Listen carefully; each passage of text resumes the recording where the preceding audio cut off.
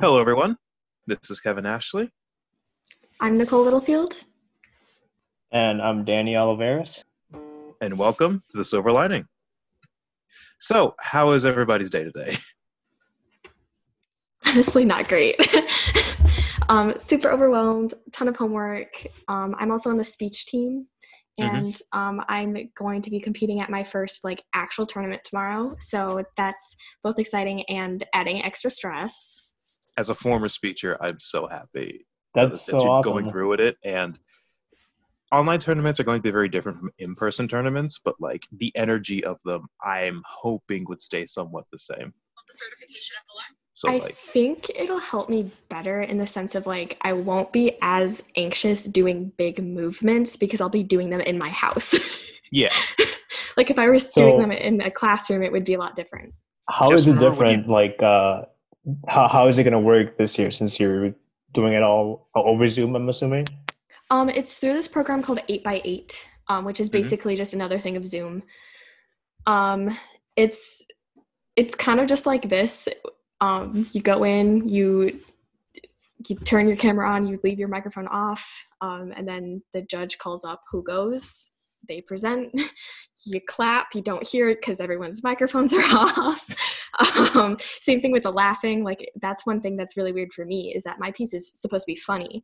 And so I'm expecting to hear laughter, but everybody's microphones are off, so you don't hear any of that reaction. So it's really weird.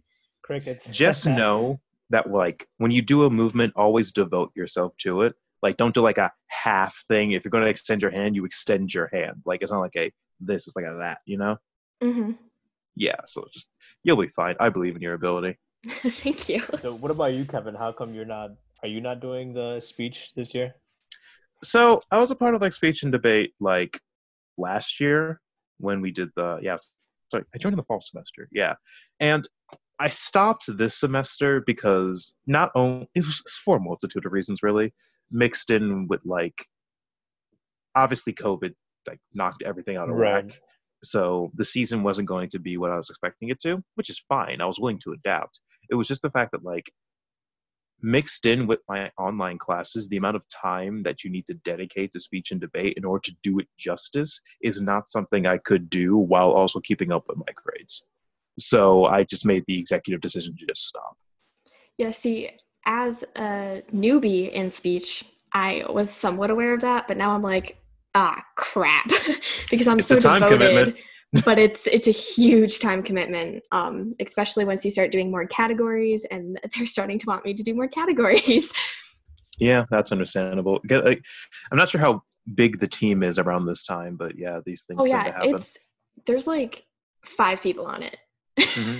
It's so small.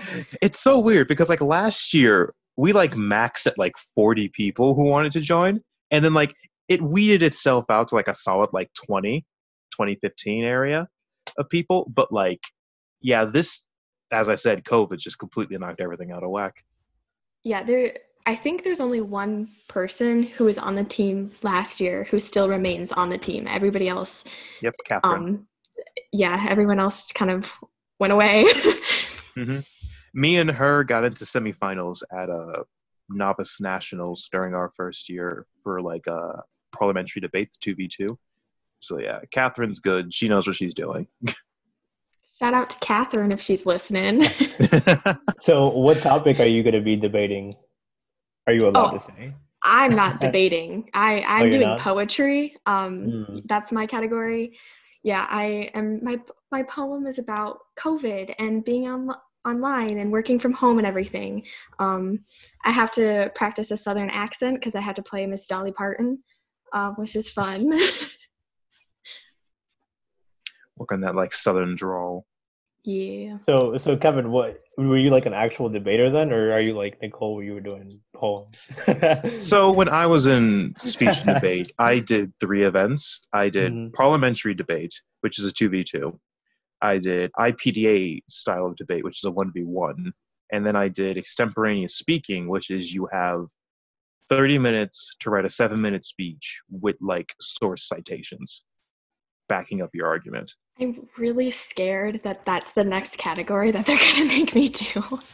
Honestly, extempt seems daunting, but it's really just bullshitting. Like at the end of the day, you have like That's 30 what minutes to writing become is. like you have 30 minutes to become an expert on insert topic here. So no one's expecting you to be like the end all be all like thing for it. You just need to make a compelling argument while having sources to back each one of your claims.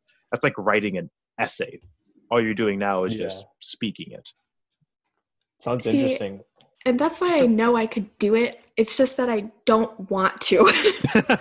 Yeah, that was me for extemp for like the longest time. Like extemp and debate really go well together. But like I didn't want to do extemp because the concept of making a 7-minute speech with citations, memorizing it to a degree, and like just writing it in 30 minutes is like, as I said, it's very daunting. But once you start doing it, it's really not all that difficult. And there's a bunch of resources given to you to make it easy as well. I haven't had to write an essay, a timed essay, since high school, and that was something that I thought I would never have to do again, and that's why I don't want to do that category. And now here you are joining a club that's going to like practically mandate you do it. Yeah. Funny how the world works. Because is that one of the harder categories to do? I wouldn't say so. I would say impromptu is more harder. What's impromptu?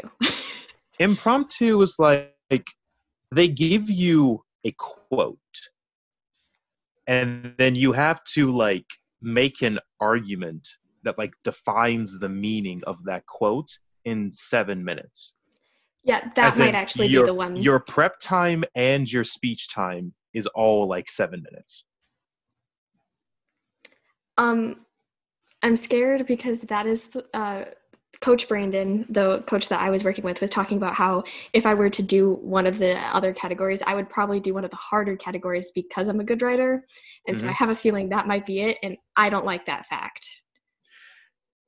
I know really good impromptuers, and like, it's one of those things where yet again, it looks daunting, but once you start doing it and you get into that groove, it's a whole different ballgame. Like it'll work. But Danny, how is your day? My day is fine, just trying to catch up with my schoolwork and whatnot. Nothing too special. I'm more interested in what are your favorite like topics to debate, Kevin, like or that you have debated professionally or otherwise. My favorite topic. Before you answer, did you get to pick some of your topics, or were you always given like this is the topic you have to debate? So the way like debate works in both IPDA and parliamentary is how, in essence, there's affirmative and there's negative. Affirmative has to affirm the resolution, whatever it is. The resolution being the thing you're arguing. Let's say the resolution is dogs are better than cats. Then the affirmative has to prove that dogs are better than cats. Now, negation, they don't necessarily have to prove that cats are better than dogs. They just have to prove that affirmative didn't prove that dogs are better than cats. The way a debate round works is that the affirmative and the negative, they meet, get a slip of paper, which has like 5 resolutions on it, and they strike them accordingly until there's one left that they agree on to debate. One of my favorite topics that I've debated, what was it? So it was with Catherine, I believe. Yeah, the two of us were working together.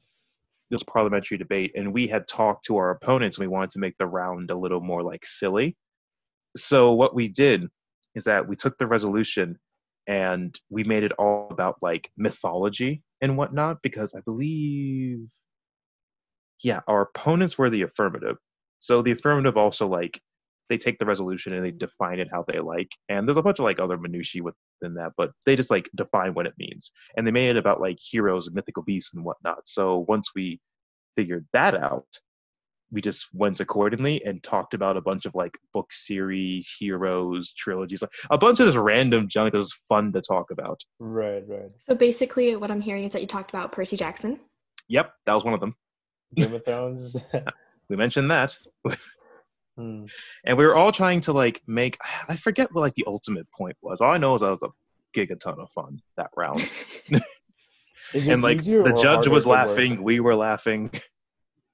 Is it easier or harder to work with a partner?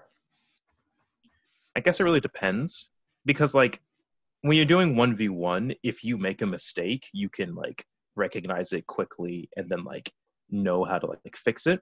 However, with a partner, if you or your partner makes a mistake, then you then have to like identify that. And then, so let's say you're going first, you say your speech, and then you make a mistake somewhere that the opponent jumps on. It's then up to your partner at that point to take it and correct your mistake. It's just significantly easier to correct a mistake if you make it, then you know how to fix it. But then you have to actually interpret to your partner how to fix this mistake appropriately.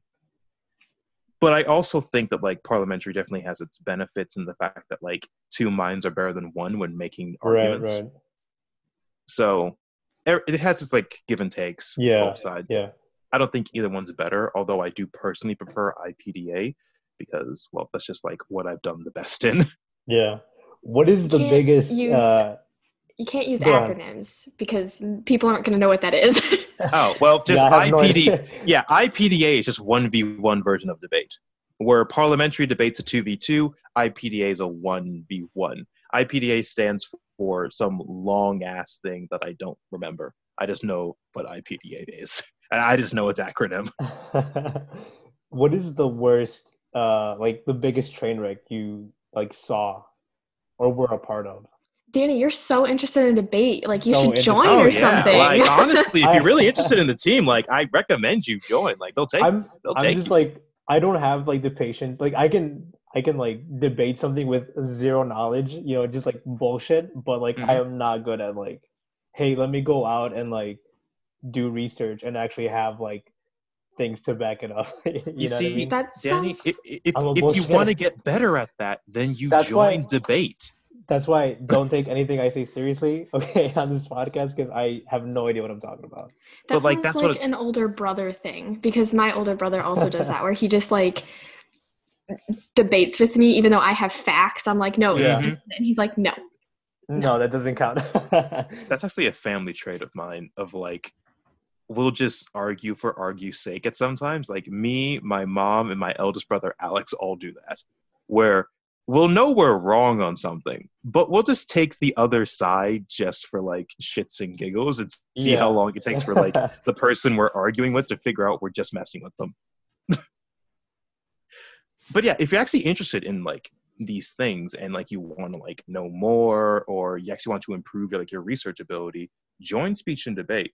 Like the skills that you will, it is fun, and the skills that you'll gain in it will literally apply in whatever field you go to. Like debate in particular is like great for increasing your critical thinking and like time management and all these like different attributes that go into like, well, everything. Just imagine how useful it is to be able to make up a speech on the spot if you need to give a presentation or pitch yourself to a company. That's true. Like definitely like for us, like where we have to pitch like, you know, ideas to like, you know, companies or production companies or whatever, you know. It actually would be useful, but will like, I actually do going into film? Probably not. I say consider, like genuinely consider it, because I can see how this can like apply for you in so many like avenues, especially if you need to like sell yourself. It's good to be able to be like, well, do it. And speech and debate is a great way of doing it. It's definitely not just for like writers or like Danny, filmmakers or anything like that. It's for everyone.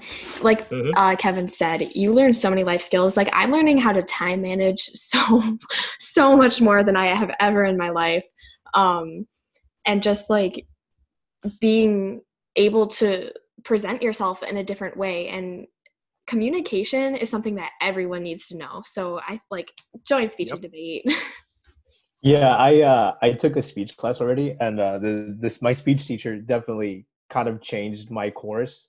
Like when I was taking my speech class, I was just kind of like going through my gen ed, and I really didn't know what I actually just like kind of like dropped the criminal justice I was gonna do, and I was kind of like again like I don't know what I'm doing, and he's actually the one who suggested I try motion picture television, which is what I'm in now, and I definitely learned a lot in his class, like communications wise. Do you know the name of this teacher? It's.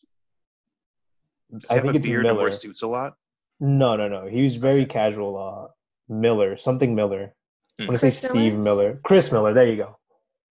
I've heard great things about him. I that is like the one speech teacher that I don't think I've ever seen in person, but I've heard so many people rave about his class. He's great, and I Speaking, definitely like enjoyed the class. Like I was actually like I was nervous to go up and give my speech, not because like I was nervous about it. I was just more nervous of like excitement. You know, I was more excited than like nervous. You know, like I yeah, I was get you. anxious to get up there and like give my speech, and like I actually had a lot of fun giving my speeches.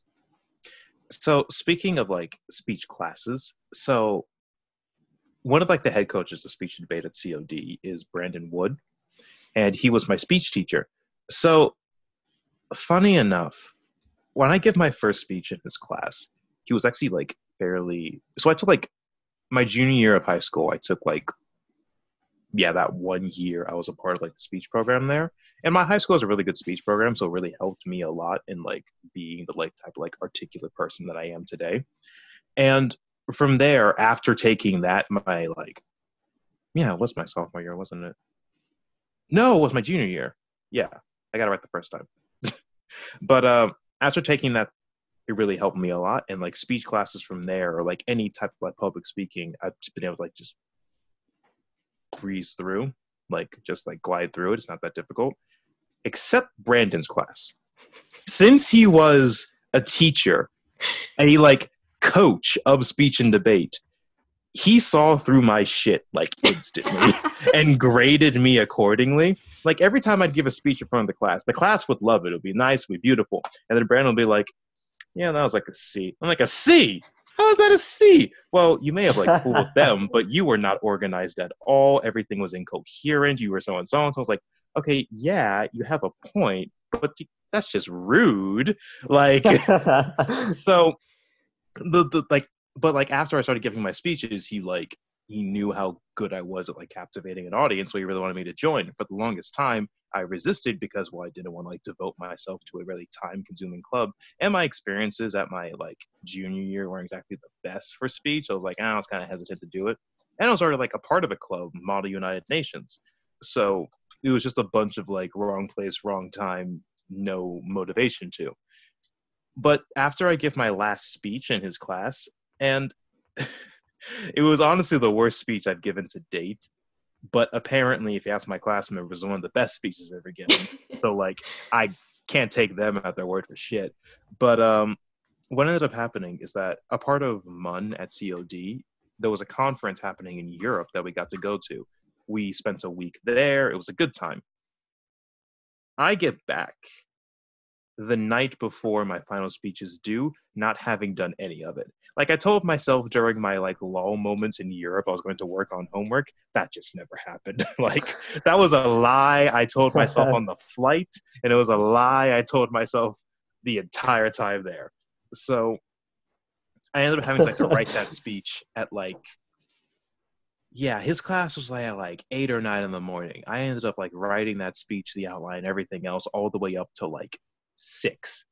I got like an hour and a half of sleep. I show up in the room, dead, barely surviving off like coffee.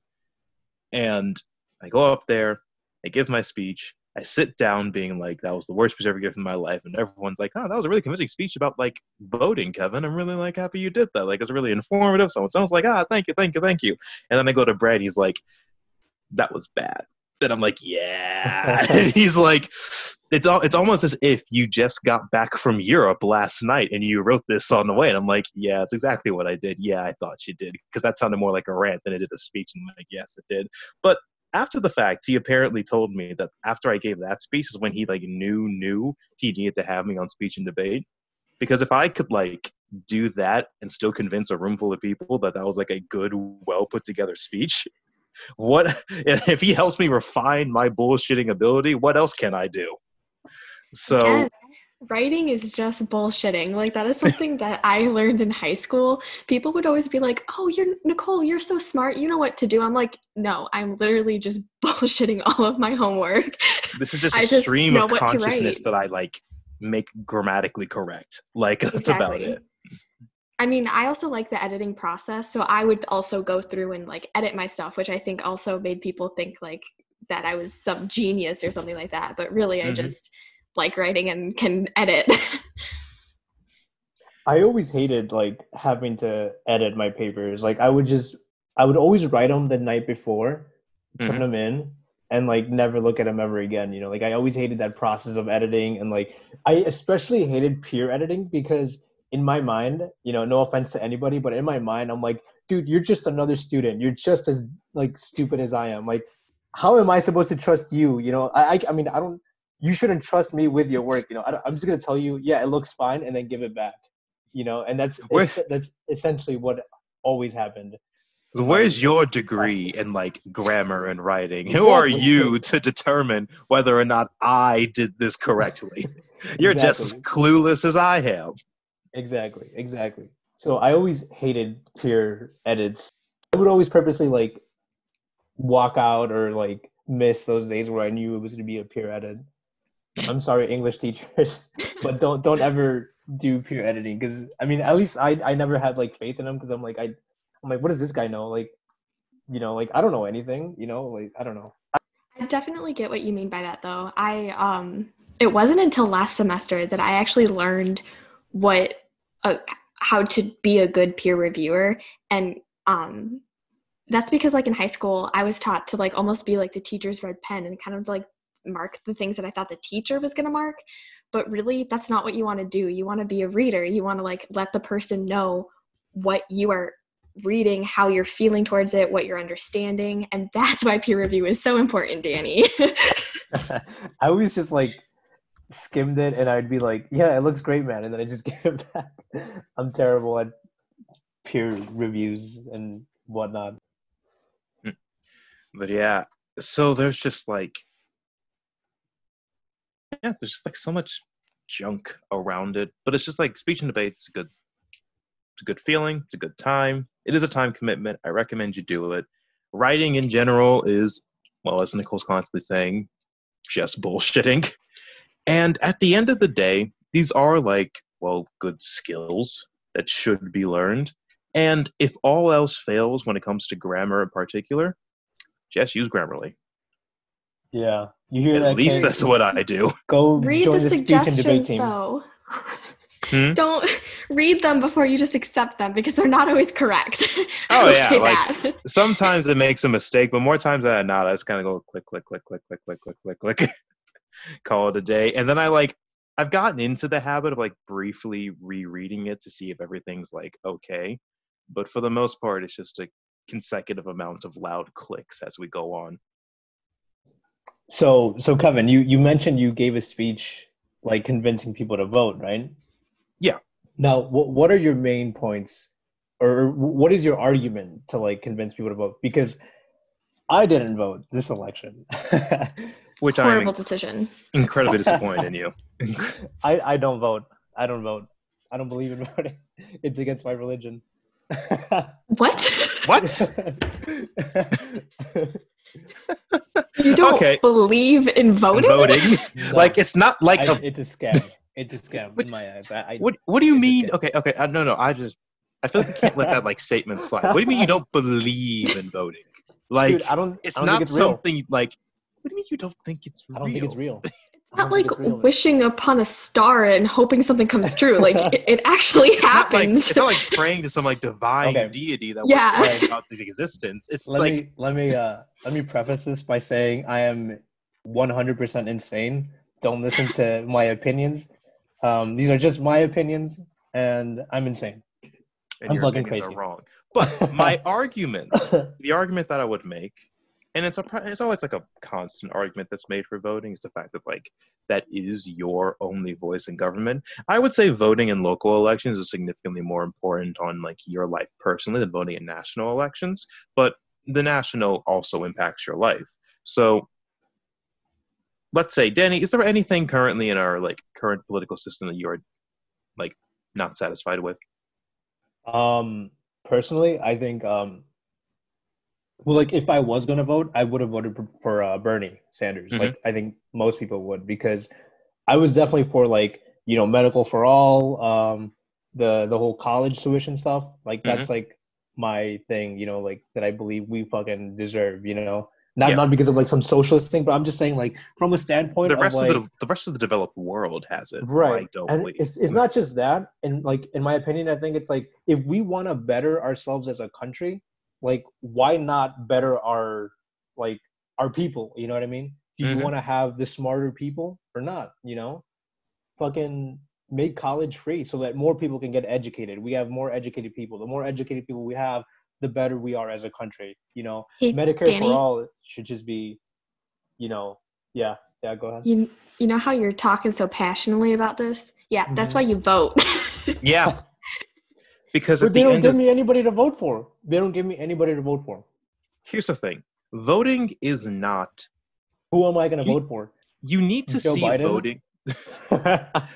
You need to see voting as a vehicle to get you towards your destination than the actual destination itself. Like, at the end of the day, political parties are going to do what they do. They're going to do what they think is the best option to win. And Joe Biden, despite all his flaws, was the best option for win. I am convinced that no other candidate would have been able to beat Trump. Well, why? That mixed with the pandemic. So the reason why I say this is because let's say the pandemic didn't happen and Trump had the roaring economy that we had leading up to it. He would have won. That would have won. Yeah. Won him. Like at that, like if it wasn't for the pandemic kicking in and ruining the United States economy, Trump just would have toted it around and people would have been like, I mean, yeah, he has a point. Sure, I don't like what he has to say, but the economy's doing well. To me, it's not the fact that the economy went around for the COVID pandemic, but it was more the fact of the way he handled it. He that was that's why I thought a lot of people didn't vote for him, was because he, like, in the beginning he was like, oh, it'll go away. Like, that's not how viruses work. I don't think that had, like, his handling of it had any, like, impact at all, because, like, depending on where you look, it's, like, usually fairly split down the middle of the left saying he did terrible and the right saying he did adequate. But I think just the fact that the economy is bad is what's impacted a lot of people. And I don't think he directly... Go ahead, Kev. Go ahead. So, like, that mixed with the fact that, like, Joe Biden is, like, the definition of a moderate is what got him in. Because take Bernie Sanders, for example. I've been hearing arguments from Bernie or Bus Bros who are talking about how Bernie Sanders would have got, like, higher numbers of people to come out and vote for him. Which I can say with, I say some amount of certainty that it's just wrong. Because of the fact that, like, literally just, I can already see the ad campaigns against him. They'll just take that clip where Bernie says he's a socialist and he'll just be done. Because in America, communism and socialism are still dirty words. And although the understanding of those concepts are very complex and oversimplified in American politics, it's still a rather good fear tactic. As you saw throughout the entirety of the election cycle, they did their damnedest to label Joe Biden as a socialist, or like some type of socialist Trojan horse, which is one of those things where it's like, if they would have done that to Bernie, not only would that have sticked, but that would have been true in some regard, at least by American standards, because American politics are very right-leaning compared to the rest of the globe. So Bernie Sanders would have just got blown out, because even if Trump did go through COVID and the economy is the way now, like if Trump had the economy being good, no COVID, he would have won. With COVID happening, that decreased chances because he couldn't turn on the economy being good. If they would have done someone like Bernie Sanders to go, Bernie wouldn't have won because of the socialist thing that's attached to him and how many people to this day are still scared of it. I think that's insane. And also, like, how is it that in the middle of a pandemic, like, we still aren't fighting for Medicare for all? Like, that just blows my fucking mind. American individualism. I don't know. Like that. It's just individualism at its finest. Like, I'm all for, like, individualism over, like, collectivism, but, like, I feel like America is individualistic to a fault, where we stopped caring for the community in the sense that we care more for ourselves. And, like, that's not inherently a bad thing, caring for yourself, but the moment it's like, well, I have mine, the rest of you can starve, or in this case, the pandemic, well, I'm not sick, and even if I get sick, I'll survive, so fuck the rest of you, is a massive issue. Yeah, and the collectivist mindset that comes in with ideals of, like, socialism are such an anathema to American people that that wouldn't have had Bernie won. I agree with the individualism. I just think that, like, even, like, if you are a selfish asshole, like I am. I know I can be. Like even if you are, like with the pandemic, it's like, look, if everybody else is still sick, I can't go out, so it's still hindering on me. So if you're being a selfish asshole, think of it that way. Like, dude, just get Medicare for all, so everybody can stop being sick, and you can Well, actually like, go out and do what you want to do. well, like, here's the thing: the mindset of those individuals isn't the fact that like the pandemic is bad. A lot of them still think that this is just as good as like as strong as the flu. The problem that they have is that it's the Democrats who are the ones ruining the economy. It's the Democrats who are the one shutting everything down. They can't go out, not because of the virus, but because the Democrats said they couldn't. People should look at it from your point of view, because then that would have us getting this virus under control. But as we clearly saw, 72 million people don't. I just don't understand how like you can politicize a fucking pandemic. Like this is not a Well, he did it. Democratic Republican thing. Like this is Everything is politics, man. That's it part just of the blows reason my mind. why I like politics and I like listening about them, but I don't tend to like say stuff about it because I just am not very educated in it, so I don't know that much about it. But you probably know more than I do. Everything is related to politics in some way, and it's kind of scary. It's a rather interesting thing because, like, originally, it is, like, but like, I'm not talking about like politicians. I'm talking about more like people. How like they're like, oh, they're just, this virus is it's fake. It's all just to like get Trump out of office, or it's the doing of the Democrats. It's like, dude, like there's people that are fucking dying. Like, why can't you just wear your fucking mask? I remember, I think it was like 2 weeks ago when Sadie and I were interviewing people outside the early voters. And there was this guy who, he was a Trump supporter. And before we even interviewed him, like she asked him to put his mask on because we were going to be in close proximity.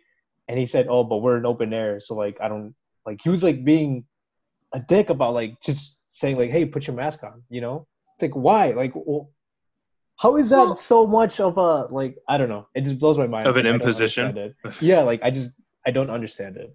I see where you're coming from, but I also see where he's coming from in the sense because like some people with asthma, it's harder for them to breathe. And like there's other health issues that can that can make it hard for people to wear masks. I'm not saying that guy had it, but you also don't know. True. And especially since you were outside, I kind of see where he's coming from. Like if you guys were indoors, I would have been like, okay, that's not good. But at least, yeah, if she asked, I don't really see why I don't know. It's just people sticking to their tribes for the sake of sticking to their tribes. Right. He was great, by the way. I fucking loved him. Like his answers to the questions were like just the best. They were the best answers. Were they ridiculous or were they really precise? What were they? Nobody had better answers than him. Let me just put it that way. He had the best answers. And if you want to see people, look at the video. Yeah, you can check the video out.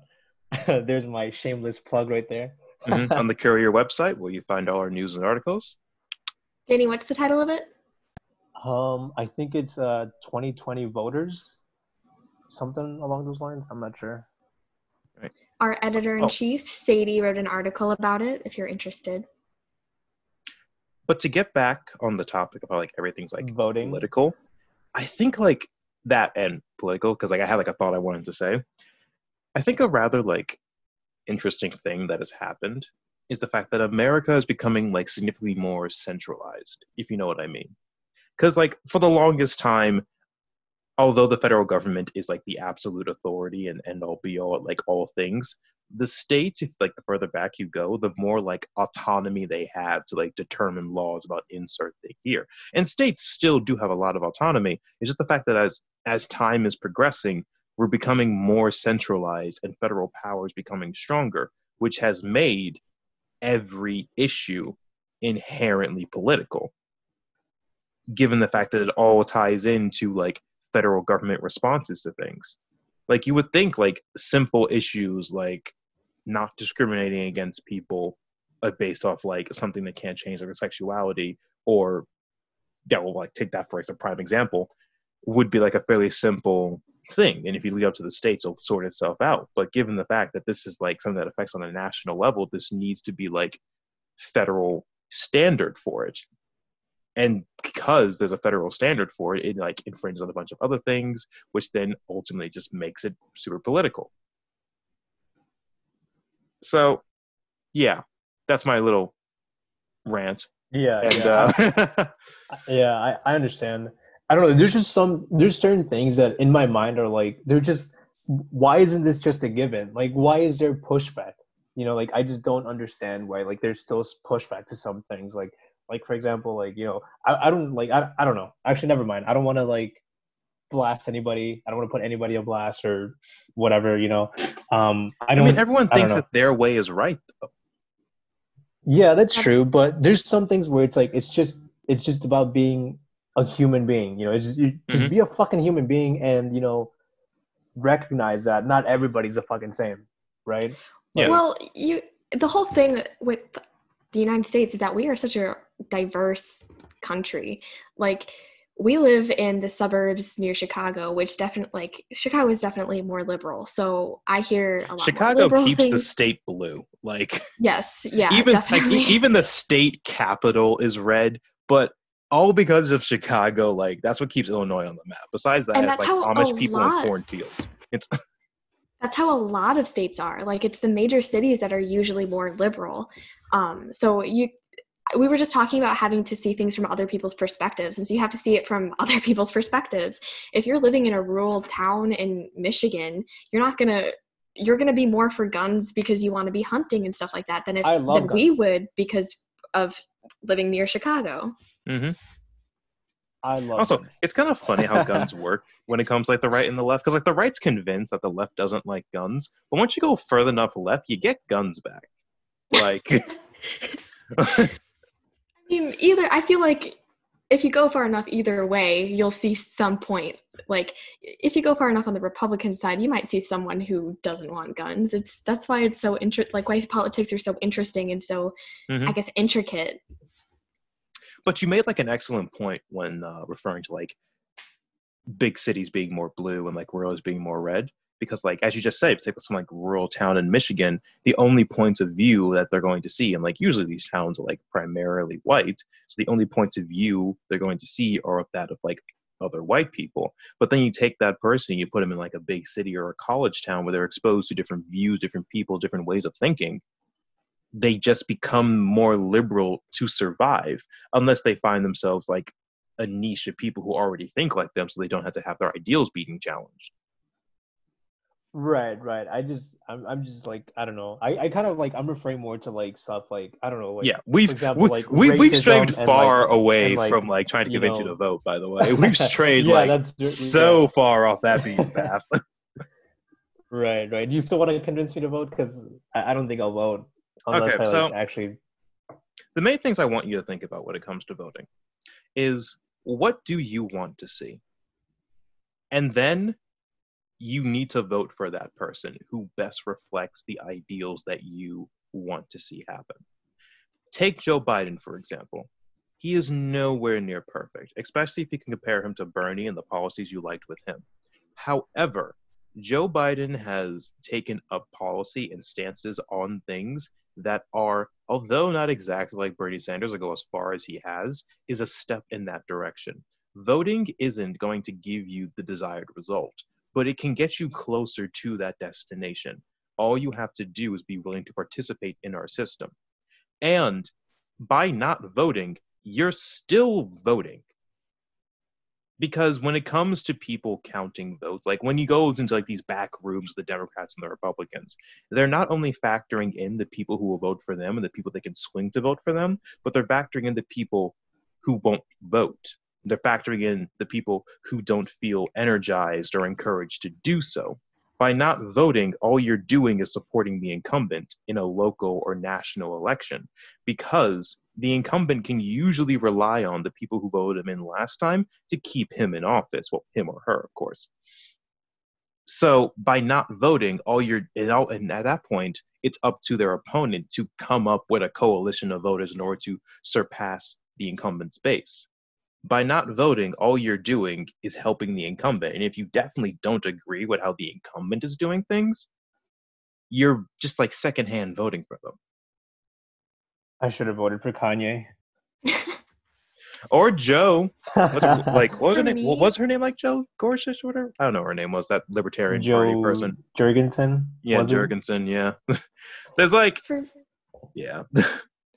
For me, voting isn't so much about picking the person that I mean, it is about picking the person you want to get in office, but it's more picking the lesser of two evils. That's exactly what I was going to bring up. Yeah, like the person you vote for doesn't have to have all of the same views you have, but you pick like 2, maybe 3 points that you strongly agree with, and then you vote for that person. That's kind of how I went about it.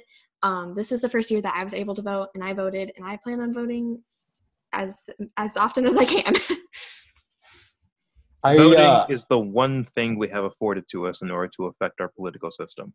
And it is entirely your choice to, like, not vote.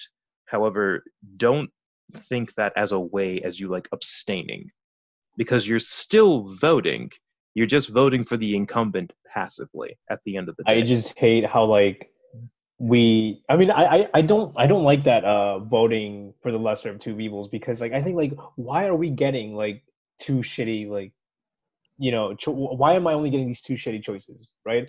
And I think if you look at most people, like most reasonable people, I think, you would see that not everybody like fucking disagrees with that, where it's like, yeah, or agrees with that point of like, yeah, I'm just voting with the lesser of two evils, you know? And it's like, when are we going to change that? When are we going to change that to like actually have someone who more accurately represents what the actual American people want?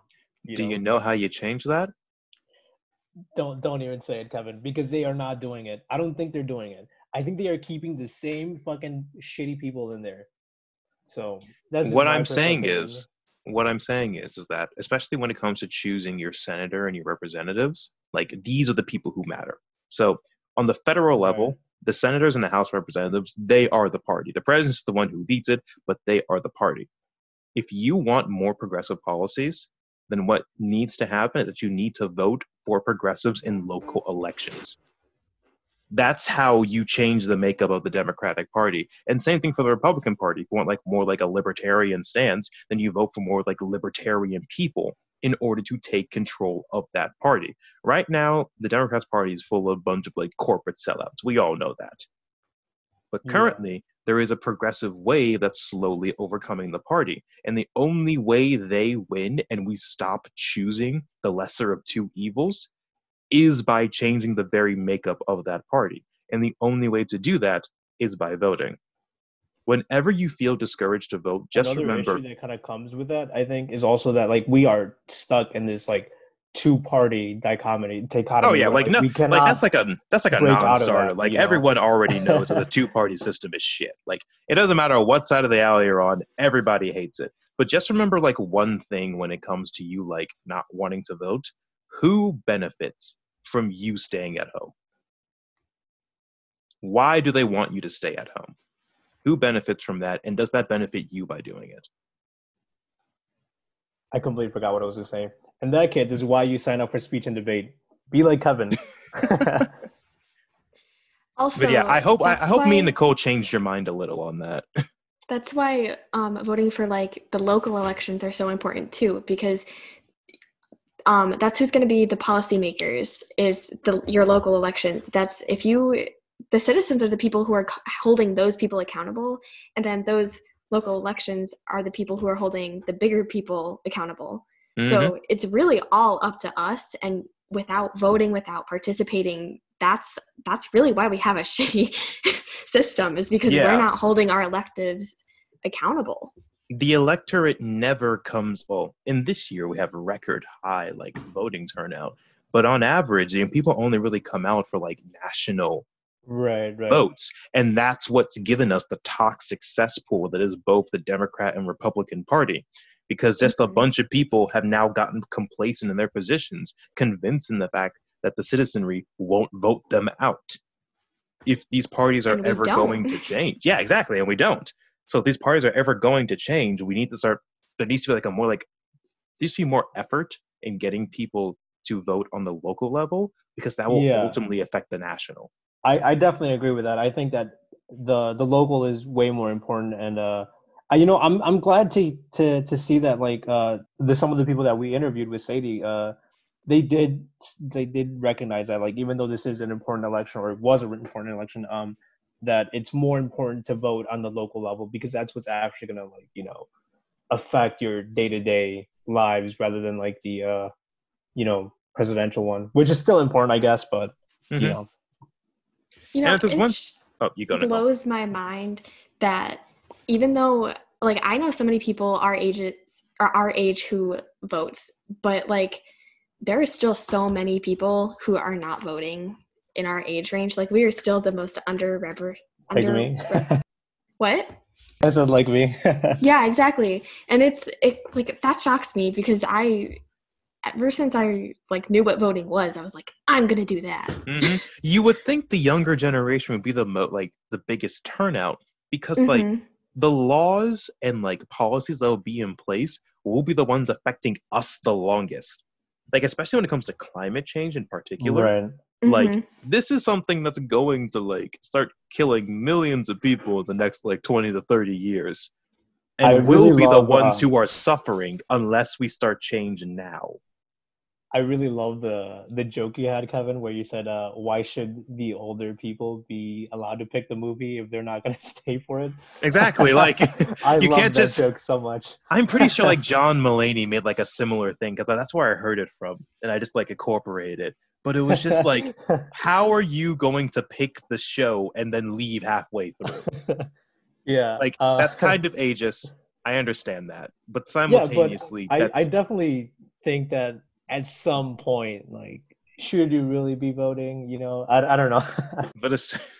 I feel like that even though it does sound ageist, it's more like, you gotta call out the younger people on it too. Like, you gotta vote so they don't get the chance to choose the movie, so that they aren't the ones who decide your future for the next 40 years, because they're not gonna, like, once you get past like the life expectancy, you're on borrowed time at that point.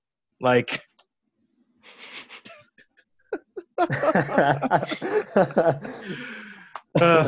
okay, yeah. That was horrible. No, I loved it. That was awesome. So, speaking of things that are horrible, Christmas music that starts up on November, I think is horrible.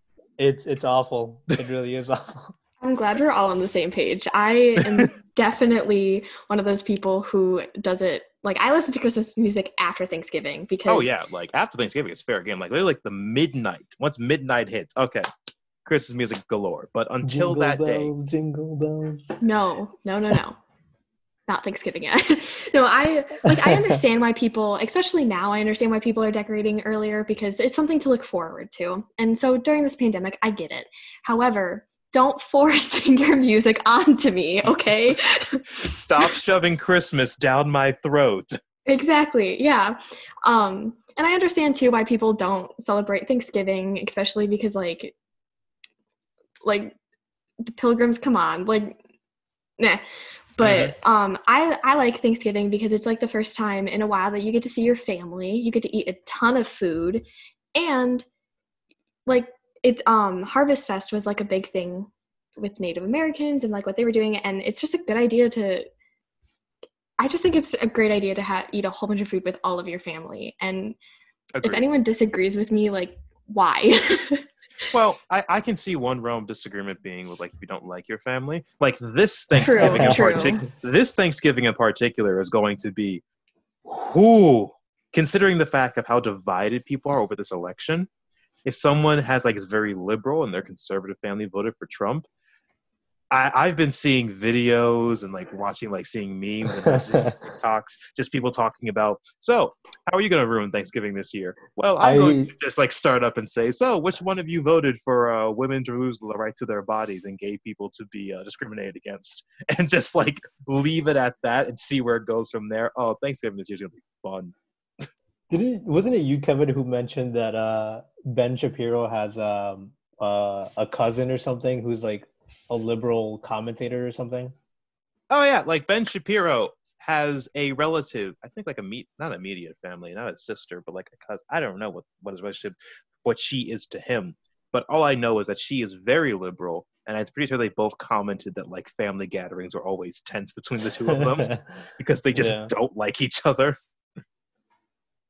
I think I mean, at my Thanksgiving dinners, there's usually some politic talks. I never partake in it, but it's usually one of my family members trying to get a rise out of another one of my family members just because they can. You see, my Thanksgivings boil down to like my brother Alex coming back and then him trying, it's not even politics because we all agree politically. It's just that Alex likes to cause trouble. So he'll like try to get a rise out of Matthew or Jessica, and it'll just be like, and I'll just be there like, yep, this is how this day is going. This is how this. How about you, Danny? For us, it's usually very like tame and quiet. You know what I mean? Like it's just immediate family, and like we usually have a good time. We don't have like politics or religion at the table. Mm-hmm. We're more of like just like catching up. How's everybody been? And the usual for like I don't know how you guys are, but for us, like Latinos, there's always the talk of like, so when are you getting married? When are you having kids and stuff like that? And it's me like going like, nope, I'm not getting married. Mm-hmm. I'm not having kids anytime soon. Yeah, instead of the things that make people not only uncomfortable but angry, which is politics, let's just focus on the things that make everyone uncomfortable, like asking where you're going to have a boyfriend or a girlfriend, where you're getting married, all that different stuff. And like, as we reach the end of today's podcast, I believe Nicole has something she wants to add. Yeah, so as we were kind of talking about, like, voting is super important, but also being educated about voting and other types of things is super important. Education is definitely power. And COD next week is hosting this Global Education Week. Well, it's not just COD, like it's an actual like national event that happens, but COD is hosting some events Monday through Thursday, just kind of celebrating the benefits of international education and just making sure that people know what other kind of cultures there are and things like that. Also, keep watching The Mandalorian. Episode 3 comes out today. It's like, great. So it's like a very educational thing COD's doing. It's like all happy, cheery, and whatnot, like a nice little distraction. Yeah. Nice. Yeah, they have like I don't even know what some of the events are. They sound interesting for the titles, but there was like a book, like a book thing where you talk. Sorry, I'm like stumbling so much, and then a film talk as well. It was weird. I don't know. There was like something about language too. Mm-hmm. I didn't look too much into it just because it is next week, so I haven't planned out my next week yet. Cross that bridge when you get to it. Exactly. It's just too overwhelming to think about next week yet. It's Friday, so I got to do it soon, but not just yet. Like having things like that in order to like help will like take one's mind away from what is going to be a very interesting couple of weeks, since our current president hasn't exactly conceded the election yet, is always a plus. And yeah, it's going to be fun. I hope we are all prepared for the incoming shitstorm. I hope we all eat a lot of good food over Thanksgiving. And I hope we all remember, despite how dark the clouds may be, remember to always search for the silver lining. Thanks for joining us.